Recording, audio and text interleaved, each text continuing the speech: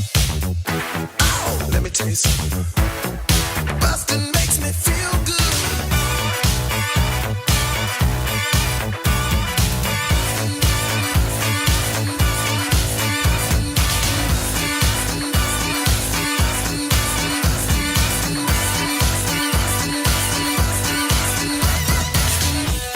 Hey everybody, welcome to Blockbusting, the podcast where we love to hate the movies. I'm your host, Jay Light. Joining me today, Abby Roberge. What's up, dude? This is our second podcast we've done this week. Yeah, we've been cranking them out. Jay was just a guest on my podcast, the Door Guys podcast, with me, Hormus Rashidi, and Feng Chao. I gotta get Feng Chao on here. He'd be the finishing blow for the. Get him for like Crouching Tiger, Hidden Dragon, or something like that. Oh yeah, some who knows, some Bruce Lee shit, Drunken Master. Yeah, I got the same TV as you. It's a good TV. Yeah, and you got it mounted on the wall. I remember that. Yep, by Mitch Burrow. Did it shake when the earthquake hit? It did shake. Yep, it didn't fall. Because Mitch Burrow is a quality handyman. If you want anything, Mitch Burrow mounted by him, $50. Nice. Also, I could have done it myself. I just don't own a stud finder or a drill. Yeah, I hired a guy off TaskRabbit to do it, and the posters.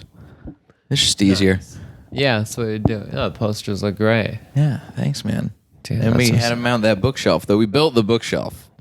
Oh, okay. That's sweet. Yeah, that's a nice bookshelf. We just had him mounted on the wall for us. What's this award you got? That's my girlfriend's. It's a Student Emmy Award. Nice. She won for her thesis film. It's the best. What is the actual? Hold on. What's the thing? Writing for drama. That's what's up, dude. Yeah. It's pretty sweet.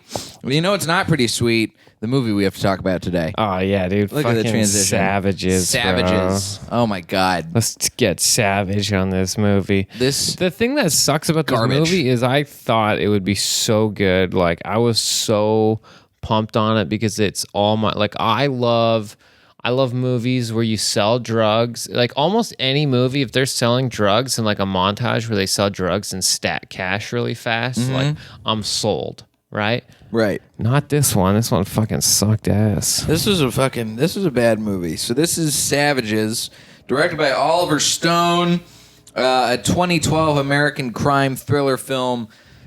Starring Taylor Kitsch, Blake Lively, Aaron Taylor Johnson, Damian Bashir. See, I don't even know who Aaron Taylor Johnson is. He's the guy who was in Kick-Ass. Oh, okay. You see that one? Yeah. But he does. That guy's a chameleon. He shows up in a lot of movies, and I don't even remember him being in this movie. Apparently, he was. Benicio del Toro. And John Travolta and Salma Hayek. Salma Hayek. Yeah, and she's the drug kingpin. I bet you the movie was like originally good, and then John Travolta. They were like, I bet you could get John Travolta, and then he's like, I want you guys to make all these changes to it. And then they're like, okay, I feel like he exclusively does bad movies now. This movie was so. Everything about it, like they fucked up. It was like so corny. It was like everything bad about Michael Bay. So it's basically like a Michael Bay film. Yeah, it does sound like it should be a Michael Bay film. It had the aesthetic, the vibe, like young, hot people. Like it starts off with this chick, and she's like, I have two boyfriends, and they're best friends, and they both tag team me, and it's fucking sweet. And one there's of them's nothing weird about it, even though it's like, okay, it's called human nature. Okay, nobody's into that. Right. That doesn't work. In movies, that works, but in real life, absolutely not. Yeah, it's almost like this movie had to have been like written by a girl. It's like, I got two hot boyfriends, and they're both drug dealers, and they both love me unconditionally, and neither of them cheat, and they're fucking rich, and we sit around the beach and fucking smoke weed all day, and my life is fucking perfect. I hate to break it to you, it's written by three dudes.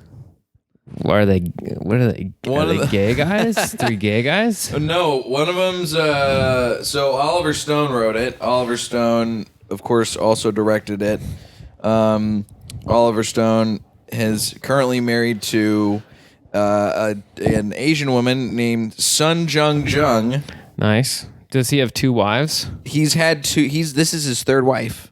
This is his third wife. All Yeah. right, so this movie's starting to make sense. Not all at once, but can be. Did he ever have consecutive two wives at the same time? Maybe he has a wife and a girlfriend. I don't know. I'm not going to throw any accusations out there. Then we got the guy who wrote the novel that it's based on. Don it's based Winslow. off a novel. Right. Oh wow. Yeah, it's based off Dude, a novel. I wonder if the novel's good. I don't know. I've never heard of the novel. Dude, that's what I'm gonna say. Anytime if this movie ever gets brought up in conversation, I'm just gonna be that guy that goes, yeah, but the novel is really good though. The novel's much better. What the shit? I'm looking up this novel. First of all, okay. By the way, the fact that one of the characters' names in the movie is Chon. Chon, yeah. Not Sean. Chon. Chon. Chon. Chon. That bugs me. Doesn't this movie start with like a Tarantino, like it starts at the end with like somebody dying? There's like some like alternate ending or something where like, yeah. like I don't even remember if the main characters end up dying or not dying. I think everybody dies, right? A lot of people die in this movie. There's like it two starts endings off, and you can kind of like decide which one you want to see, I think, right? I think so, if memory serves. This is one of the only times that I'll break the fourth walls that I didn't get a chance to rewatch the movie before we talked about it. Yeah, because I was so indecisive. It took me like a week. Jay's like, I was like, I have a movie and I know what it is, but I just can't, and I know it's there. And then I was like, Savages, and then I'm so glad you were like, yes, we have to talk about this. I'm like, all right, thank God. Do you remember what it was like when you saw this movie? Did you see it in theaters? I watched it. No, I watched it by myself, and I think I watched it like it was like a like online rental or something like that. Now, I didn't go all the way to the theaters to see it, but I was very excited to watch. I watched the trailer and I'm like, I am fucking sold. Cartels, drugs, tag teams. Yeah. Selma Hayek, let's go. Selma Hayek, Blake Lively, drugs. It looks like a fun time. Yeah. Looks like it's going to be a good time. It's rated R, so there's going to be it's not even cartels. It's not even like that fun though. Like it's like but it's also like weird the way they do it because Selma Hayek is like the leader of this cartel and she's like but they make her like they like remove her fangs. She becomes so docile so easily, you know, over like her daughter. If you're a leader of a cartel, you're a pro at handling these situations. Literally all this lady does is kidnap people and hold ransom. Then it happens to her and she immediately is like, anything you want, take all my stuff. Right. You know? That's not how the cartel, based on my bare knowledge of the cartel, operates. I think the cartel would have a little more dignity than that. I think they'd be like, well, nope, you gotta kill her. You remember that story? I don't know if you saw on Twitter, it was like a month ago, this dude faked a story about stealing money from the cartel, like pretending to jack a heroin van from the cartel and getting like ransom money for it. And then he revealed like a day after the story went viral, he was like, oh, I made that up. And then a day after that, he was like, oh, the cartel's after me now. I need to go into hiding. And then he deleted all of his social media accounts. Wow. That's like regular Josh Nasser. That's the real life cartel for you. Is that what happened to Josh's career? No, didn't you hear about Josh Nasser? No. What? No, not. It wasn't the cartel. It was the skateboarders. Oh shit! You heard about that? No, I haven't heard. About You know this guy Nija or something? This guy is Nija. He's like the new Tony Hawk. He's a big skateboarder. Okay. He's skateboarding on Hollywood Boulevard, and he like smacked the hood of Josh Nasser's car, and then Josh Nasser he didn't snap. He just like tapped it. He was right. He was in the wrong in the way he was riding, but then Nasser freaked out, started yelling at him, called him the FAGG. IT word. Damn. And then didn't even spell it right when he yelled it at him. And then called the cops at him and called the cops on him, and the guy got arrested, and the guy like posted photos of Josh Nasser all over. This guy's like 3.2 million social media followers. Oh my god! So he posted photos of Josh Nasser and like links to who he is and all this stuff, and so he had to delete all his social media. Fuck. Yeah. Don't fuck with the skateboarders or the cartel. Yeah. Or be Josh Nasser. Anyways, enough about Josh Nasser. Let's get back to this movie. So this movie starts out, there's it does a thing where it's like the montage of all the stuff that's about to happen in the movie.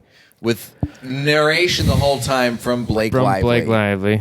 We're talking about how she's getting double my teamed. hot boyfriends, and it's like also I love Taylor Kitsch too. Like Friday Night Lights is it's like my top 3 favorite TV shows of all time, and so it's like I gotta support.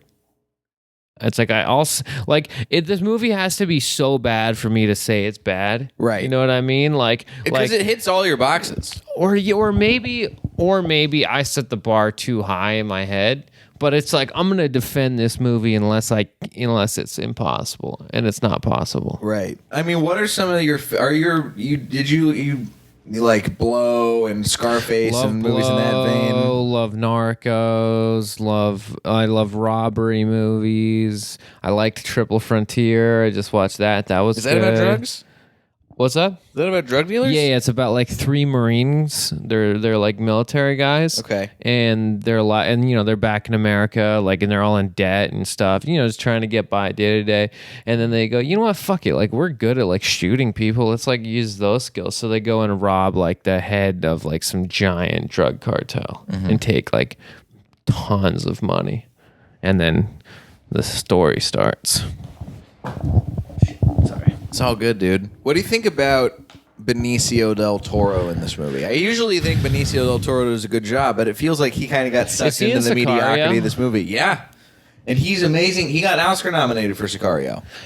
Also, I want to briefly touch upon the fact that Sicario 2 was fucking sick. An AV Club made it like said it's like one of the worst movies of the year. The movie was fucking dope. I love the original Sicario. I think the only reason why people thought it was a bad movie is because it was at the same time Trump was saying there's dangerous people coming over the border, and they're like, this movie contributes to the fear. But that's the whole premise of the original Sicario, too. Yeah. The original Sicario also is a movie about the cartels. Right. And that's what Sicario 2 is basically about, right? Yeah, it's about the good cartels doing human trafficking over the border. Yeah.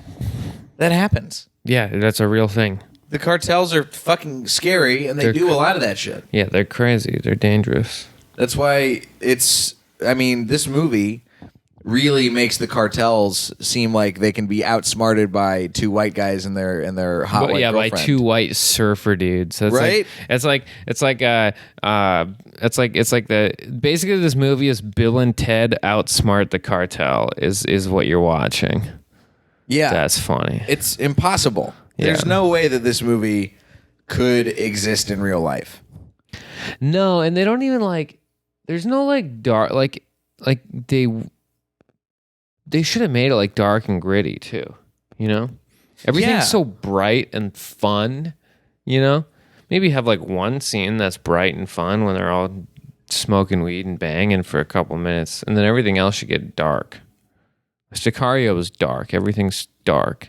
That's what I love about Sicario. Sicario plays out, the original at least, again, I haven't seen the second one, so I don't know. Second one's sweet. The original one plays out like a horror movie. Yeah. There's that sequence where it's all in night vision. Yep. It's crazy. I remember watching that in theaters and feeling just a sense of dread. Yep. I didn't feel that while I was watching Savages. And the score is that's for the whole movie, yeah. And Benicio del Toro is fucking badass. I don't even remember him in Savages, to be honest with you. It's because he's not memorable, unfortunately. Benicio del Toro is probably the best part of Savages, and I can't even remember what he did. Yeah. I had to be refreshed on the fact that he apparently he's cut people's heads off with a chainsaw. You know who else is in Savages? Is that one guy that's in everything. The guy from the Spanish guy. Damian Bashir. That's his name? Uh-huh. He's fucking awesome. He might have been the best part of Savages. He was just like her babysitter. Yeah. He's like, don't worry, we're not that bad. And then he's she's good. Like, no, I don't like you. He's like, why don't you like us? He's like, because you're kidnapping me. He's like, but we're cool guys, though. And she's like, I don't care. You're kidnapping me. He's like, oh, sorry. The character names in this movie are fucking horrifying, by the way. Yeah, they're Chud, Chad, Chili. John Travolta playing corrupt DEA agent Dennis Kane. Oh, wow. And Emil Hirsch as Spin. Who's Emil Hirsch again? He's the guy who was in, Into the Wild. See Into the Wild? Yeah. It's a good movie. Good movie. But he's named Spin in this. There's a lot. this movie was originally supposed to, instead of Blake Lively, do you know who's originally supposed to be the lead? The one who's getting double teamed? Jennifer Lawrence. Nice. Good call, Jennifer Lawrence. It's supposed to be Jennifer Lawrence. I think this might have been the same year as Silver Linings Playbook. So, yeah, I think so. Or was that 2013? Silver Linings Playbook? I mean, it says she was out due to scheduling conflicts. Could have been. So it could have been shooting Silver Linings Playbook. I mean, she hasn't made any bad movies, really, that I can think of. I mean, Red Sparrow sucked. Red Sparrow was garbage. Yeah, that wasn't good. Here's how they made... The movie was so bad that when I went to go buy a ticket for it at the theater, the guy working the ticket counter, he's like, "Are you sure?" And I'm like, "Well, yeah, I came here to see that." He's like, "You're all right." And I'm like, "What do you mean?" He's like, "Let's just say it's not called 50 Shades of Sparrow for nothing." And I go, "Well, I'll watch it for myself." It's pretty bad. That's not even a good way to compare the movies. That's like, just say it's a bad movie. Don't say it's 50 Shades of whatever because there's like a lot of sex involved. Yeah, it just like wasn't that good. It's just not that good. Yeah. So it was originally, and also, so Oliver Stone didn't want to cast Taylor Kitsch in this movie. Your boy Taylor Kitsch. Taylor Kitsch was probably fuck him. Taylor Kitsch fucking rules. The movie wasn't Taylor Kitsch. Taylor Kitsch perfectly played this bad role. Taylor Kitsch isn't good at choosing roles, I think. Nah. I think the only good role he chose was Friday Night Lights. And the only way that he was on the shittiest True Detective season too. The only way they convinced them to cast Taylor Kitsch in this movie was Oliver Stone watched 30 minutes of Battleship.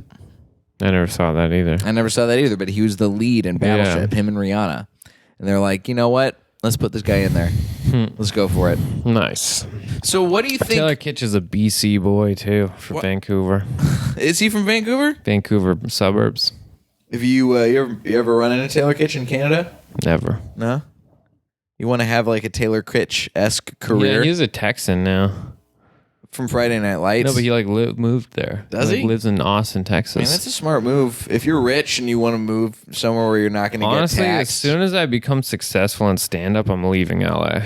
It's not a bad idea. I'm going to go Doug Stanhope and buy a town in the desert. Yeah, and then you can build your own comedy club out there too. Exactly. It's a pretty sweet deal. Not bad. Sorry, what were you saying though? I was saying, what do you like about Taylor Kitsch so much? Because he really hasn't had a very good career since Friday Night Lights. Oh, Friday Night Lights is all you need, you know. Friday Night Lights, he was so good in it, and that's pretty much it. And the fact that we're from the same city, and I just that he can be from my city, but be like a cool guy. Let's see what Taylor Kitsch has done. I mean, he was in Friday Night Lights. He was in... Oh, I guess he was David Koresh. Did you see that Waco series? Oh, I want to see Waco. I never saw it. I'm going to watch it, actually. That's a good reminder. I just watched Bodyguard on Netflix. That's pretty good. I heard that's good, too. Yeah. Anything Rob Stark, you know? Oh, I've never watched... See, I'm not in Game of Thrones. Missing out, dude. I miss out on all the dudes. All right. Here's your boy Taylor Kitsch on shooting the sex scenes for these movies. They had 2 weeks of rehearsal time. And they shot... He'd known Blake Lively for 3 or 4 days.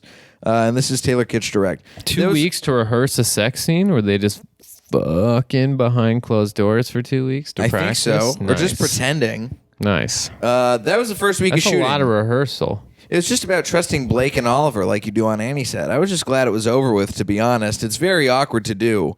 It's such a big part of Chon and who he is. Chon. Fuck off. Such a big part of Chon. That's how you meet him. So it's a pretty intense reveal, no pun intended. Oh wait, they had to have rehearsals because it was a tag. They were like gangbanging. They were going. They were their dicks touched in the movie. So they had they had rehearsals where there's no Blake involved. I mean, she was only around for 3 or 4 days. So it's just a lot of so it's just Taylor Kitsch and Aaron Taylor Johnson's dicks touching. That's hilarious. Man, what a way to rehearse for a movie. You're going real method if you're doing that. I wonder if they had a stand-in extra or something. I don't know. I don't know what the protocol. I guess for I've seen Love Actually, and they have sex stand-ins in that, but I don't really know what the real protocol is. I've never been I worked on one movie where there was a sex scene in it, and the only thing I know is that nobody is allowed in the room while the sex scene is happening. Yeah, it's like a closed set. It's just like the cameraman and the director. Extremely closed set. Yeah. And you got your cock socks and your pasties. Yep. But they also wanted to try and use real pot in this movie, in the grow house scenes. Oh, yeah. Did they? No. The guy, the production designer was ready. He had 300 plants ready to go. And then Universal stepped in and were like, nah, this movie's going to be even less cool. Oh, wow. I remember seeing the weed and not complaining, you know? I mean, I guess it looked good enough. It was probably harder to get a fake plant that looked, bunch of fake plants that looked just like weed. Yeah, just get the real ones. Weird. So as far as the critics go, it didn't do fucking awful, but it was pretty bad. What did it score? It's got a 52 on Rotten Tomatoes. Yeah, I don't care about Rotten. I think I trust IMDb more. Roger Ebert gave it 3.5 out of 4 stars. No. Roger Ebert's got some... I mean, I like Roger Ebert, but he's got some weird opinions. Isn't he dead? Definitely one of them. Yeah, he's dead now. He died of cancer. Damn, poor R.I.P. That mouth cancer. He had a weird robot jaw before he died. Did you ever hear about that? Yeah. What a weird way to keep your voice alive. He says much of the fascination of Savages comes through Stone's treatment of the negotiations. That's the thing. He didn't even like. He did. It's all about just like I like watching the business side of this movie. That's not what a drug movie's supposed to be about. No, it's supposed to be getting that money and like in the rise and fall and all that stuff. It's boring. You can't add candy coating to a movie. Yeah, also, we never got to see these guys make a bunch of money and come up, you know? Right. Like, one guy was like the dealer and the other guy shot people, right? That was like their thing. Yeah. Because one of them was a Navy SEAL and then one of them was a botanist. And so their whole arrangement was like one guy knew how to do all the plants. Right. And then one guy was the enforcer. But they both fuck Blake Lively. Nice. Yes. But yeah, it's a pretty boring... I mean, even reading that review, it's just like, I'm excited. I love the way that they treated it, that it was like a business. Also, one guy can have 2 girls, but one girl can't have 2 guys unless they also bang other chicks on the side. Are we talking in like movie world or in real life? One girl isn't going to keep 2 guys faithful. Oh, for sure. In real life. Yeah. That is ridiculous. Especially not if also they're... like she like travels too. Yeah. Like in the movie, she went on like a vacation by herself or something. Like she like came home from a trip. Or no, was that when she was kidnapped? I think that might be when she was kidnapped. Okay, that's right. But that's also something, yeah, that's definitely not going to happen in real life. Even though she got kidnapped and they were risking everything to get her back, they would also still be trying to bang other chicks while they were risking everything to go save her back. They'd also be like, dude, I met this hot chick. You want to tag team her? Because why wouldn't they? If they're best friends, if they're best bros. Friends, shredded, young, handsome, multimillionaire drug dealers, both faithful to one girl. No. I think probably the most unrealistic part of this movie is the fact that all 3 of the people in that throuple are attractive. Yeah. Well, yeah, true. In real life, maybe get 3 ugly people to be like, hey, let's stick together because we're all we got, you know? Right. All the people who I've met in real life who are like truly polyamorous, they're not good-looking folks. Yeah, polyamorous doesn't go that way. This is the first couple, fictional or real couple that was polyamorous, female to male. Mm-hmm. Now, that being said, if you had to pick one guy to like be your co-boyfriend with a girl, who would it be? Oh man, Frank? That's tough. Nah, I couldn't be Frank. I love Frank, but Frank wouldn't put in the work to be the other boyfriend. You'd have to pick up his slack. I'd have to pick up his slack. I would go with like a Luke Schwartz or somebody. Okay. Like somebody who we both look enough alike, but also he's different personality-wise. They keep me on my toes. Yeah, you'd have to be... Like, it's got to be a little bit yin and yang. You'd want to be the bad boy of the situation a little bit, right? Right, exactly. You want to be Taylor Kitsch, so you got to find your hippie guy. What about like Hormos? Hormos could be good for it. I feel like Hormos' back's going to go out, and I'm going to have to do more of the work in the bedroom. Yeah, that's good though, right? But actually, you know what? As far as I can tell, Hormos doesn't have any problem fucking. Good for Hormos. Yeah, he's in a very happy relationship. Yeah, he's been in the longest relationship, I think, of all of my friends except for Frank. Yeah, and Frank's married. Yeah. What about you? Who's your second pick? Who's my co-boyfriend? Your co-boyfriend. Probably Ari Manis. Well, that's a good pick. Yeah. What do you think he adds to the relationship that you don't? Cause like, I don't know. I just like hanging out with Ari. Yeah, ultimately, that's probably a really important thing. He's more level-headed, I think. He's like, he can help like maintain the house. He's good at like, he upkeeping a household. I think that's important. Responsible. I value that. I do that. Guy. I try and use the disinfectant wipes and wipe down my countertops. Yeah. Which, if you're tag teaming a girl, you might be fucking on a countertop. You got to make sure your shit stays clean. Imagine all the sex fumes that are going to be floating around in your shared house if there's 3 people fucking in there all the time. Yeah. Got to keep it clean.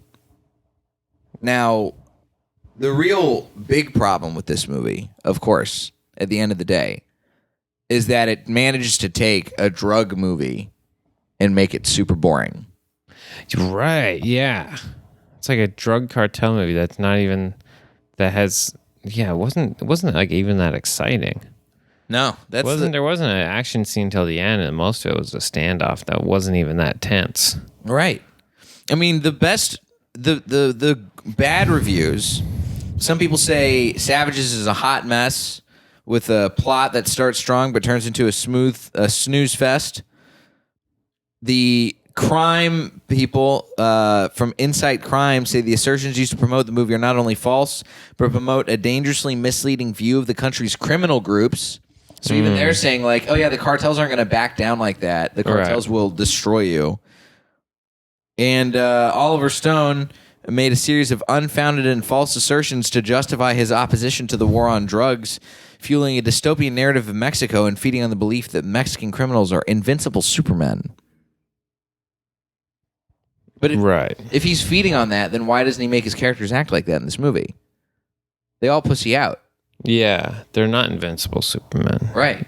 You get Sicario makes them look way more badass. Exactly. So why aren't they coming after Sicario? Man, Mexico's a hot mess, huh? You've been down there a little bit, right? Oh yeah, I've been to every state in Mexico.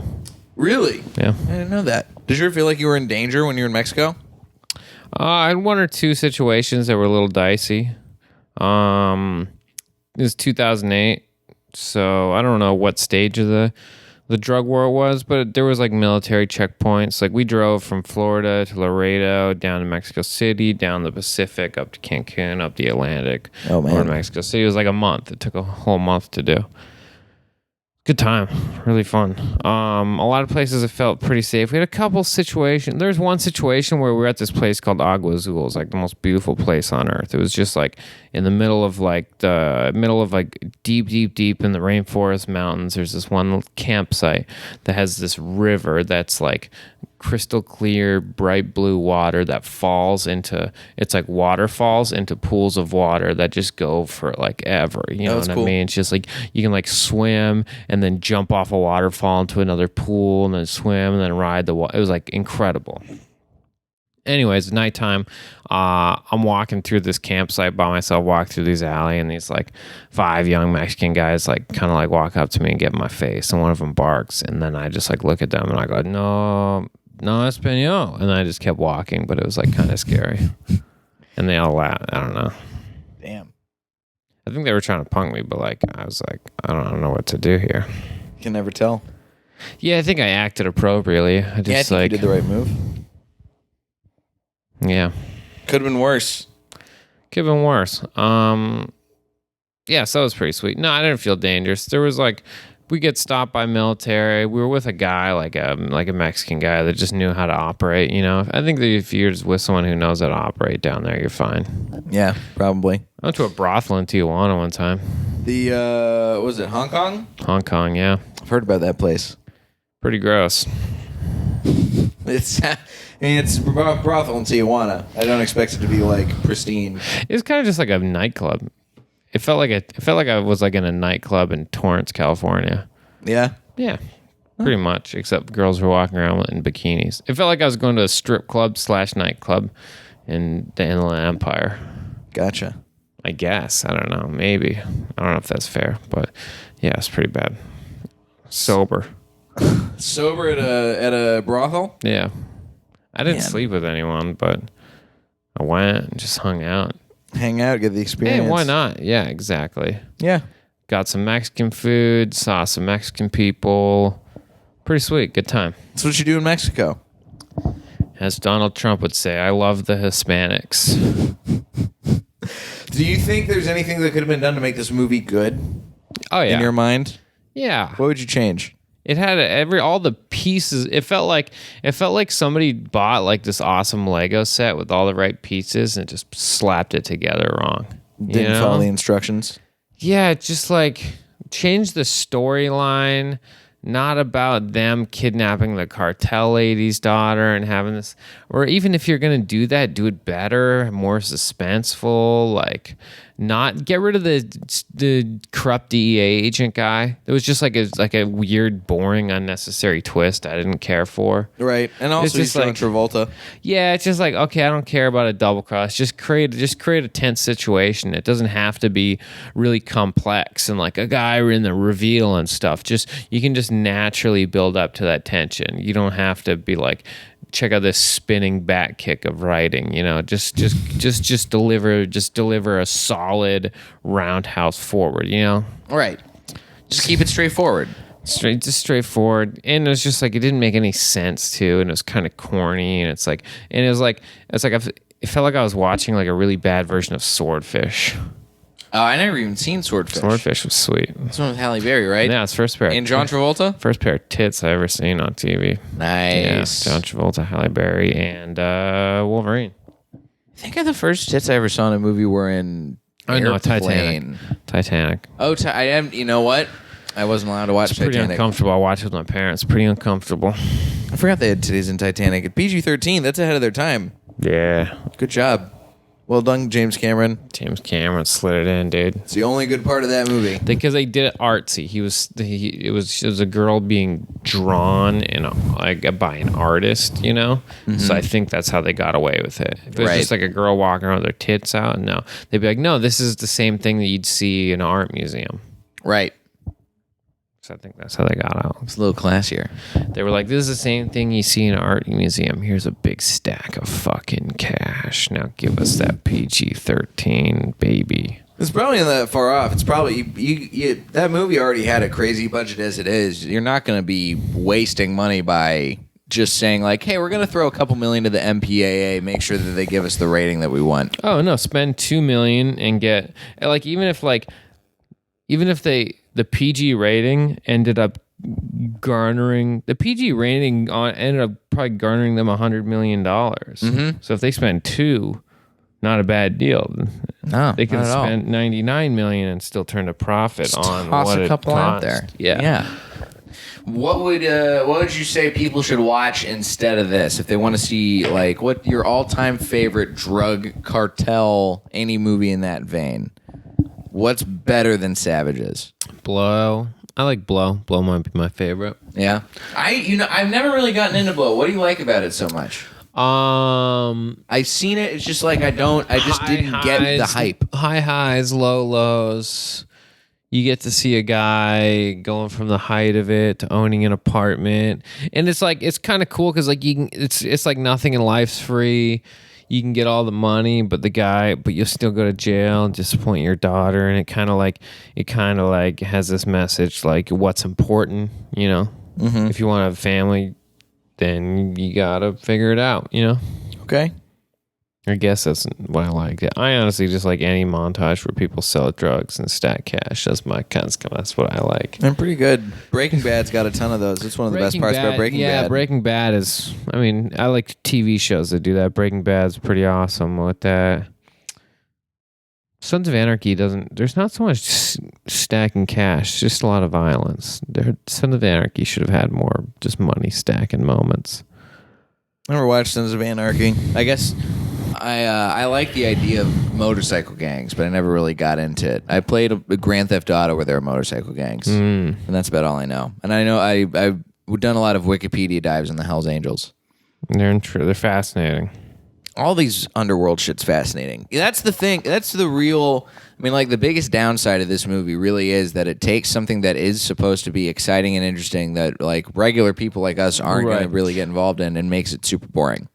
Yeah, I mean, it's corny. Yeah, drug cartels are fascinating. But they're like, let's take drug cartels, but focus on two fucking dudes that don't exist, never would exist, and make it about them. Tag team and a chick who also would never exist. Their relationship would never exist. Fuck this movie. 7 billion people in the world, that relationship doesn't exist. Absolutely not. Well, Abby, I appreciate you coming in and shitting on this movie with me. It was fun. I just want you guys to know I am positive. I do like so many movies. I love movies. Abby had a really hard time coming up with the movie to talk about for this. Yeah, that's how true. Positive he is. But I think I picked a good one. You did. You picked a real stinker. This movie is not... I remember being so excited to watch this movie. I was on break from summer camp. I was like, let's go see Savages. It's going to be fucking good. And then we all got out of the theater and we were like, what did we just watch? Yeah, nice. That was pretty rough. Nice. Well, you spent your money thinking you wasted it. Turns out you got a podcast episode. Yeah, a whole however many years later. Oh, shit. 7 years later. 7 years later. That's called a solid return on investment. Who knew right before I moved to LA that after me hating this movie, I'd eventually be talking about it with my buddy Abby on my couch? I know. You know. Hell yeah. Dope. Thanks for listening, guys. Dude, thanks for coming in. Where can the listeners find you if they want to see your social media and stuff? Abby Roberge. There's no E. ABBYROBERGE. Sweet. And listen to the Door Guy podcast, which is fun. I just did an episode. It's a good time. You can find me at Diet J on Twitter and Instagram, jlightcomedy.com for show dates. And that's it. Also, I saw you on TV at the gym yesterday. Oh, was I the general commercial? Riding a pig? And I was like, Jay is missing out on money. Yeah, man. Fucking non-union jobs. We'll figure it out. Yeah, it's all good. This has been Blockbusting. Go see something good for a change. Yeah, bye.